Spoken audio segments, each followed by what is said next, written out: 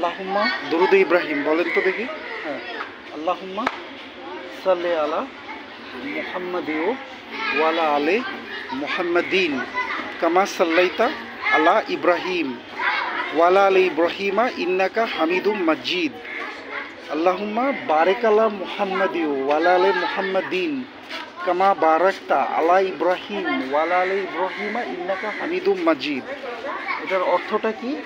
হে আল্লাহ, আপনি মুহাম্মদ সাল্লাল্লাহু আলাইহি সাল্লাম এবং ওনার বংশধরগণের প্রতি সেইরূপ অনুগ্রহ বর্ষণ করুন যেরূপ অনুগ্রহ আপনি ইব্রাহিম আলাইহিস সালাম এবং ওনার বংশধরগণের প্রতি করিয়াছেন।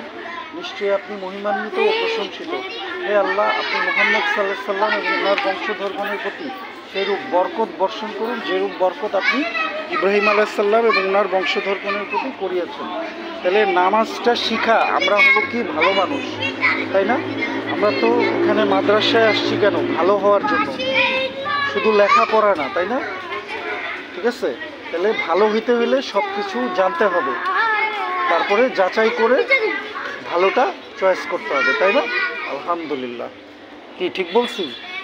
কারণ মাদ্রাসায় কি শুধু আরবি শিক্ষার জন্য আসছি আমরা? না, আমাদেরকে ভালো মানুষ হইতে হবে।